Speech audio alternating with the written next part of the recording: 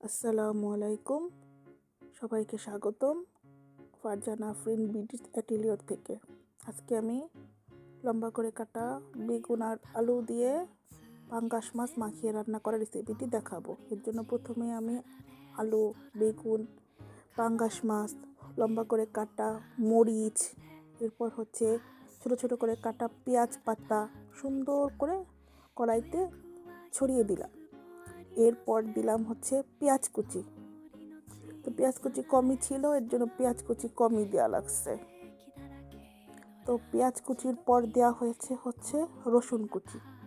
রসুন কুচি দেওয়ার পরে হচ্ছে সম্পূর্ণটাই লবণ ছিটিয়ে দেওয়া হয়েছে। লবণ ছিটিয়ে দেওয়ার কারণ হচ্ছে তবে ছিটিয়ে লবণ দিলে লবণ বেশিও হয় না, আবার কমও হয় না। এরপর দেওয়া হবে এক একে মশলা দেওয়া শুরু। তো প্রথমেই দেওয়া হবে হচ্ছে মিক্সড মশলা। মিক্সড মশলাটা কীভাবে তৈরি করা হয়েছে এটা আমি বলতে পারবো না। এটা আমি আমাকে এটা একজন গিফট করে, আমার আম্মুকে, তো সেখান থেকেই নেওয়া। তো এই মিক্সড মশলাটা সব খাবারের মধ্যে মিশাইলে এই রান্নাটা খুব টেস্ট হয় খাবারটা, এর জন্যই দেওয়া হয়। এরপর হচ্ছে দেওয়া হয় রাঁধুনি গুঁড়ো। এটা অবশ্য আমি জানি, বাজার থেকে রাঁধুনি কিনে এনে ধুয়ে গুঁড়া করে। এটা একটা কালো কালার মশলা। এটা মাছের স্বাদটাকে অনেক বাড়ায় দেয়। সব সময় সব মাছেই এই জিনিসটা আমার আম্মু ব্যবহার করে, এটা থেকে আমার শেখা। এরপর দিয়ে হচ্ছে মরিচের গুঁড়া। সম্পূর্ণটাই মরিচের গুঁড়া ছিটাই দিলে কি হয়, খুব সুন্দর একটা কালার আসে।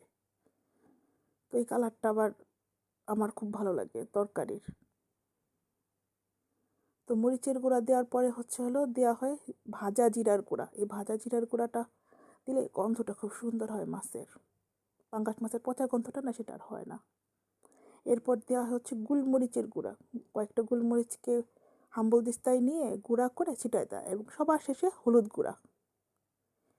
তারপরে হলো 3 চুল তেল দিয়ে খুব সুন্দর করে এই সম্পূর্ণ উপকরণগুলো মাখানো হয়। মাখানোর পরে 5 কি 10 মিনিট এটাকে মেরিনেট করে রাখতে হয়।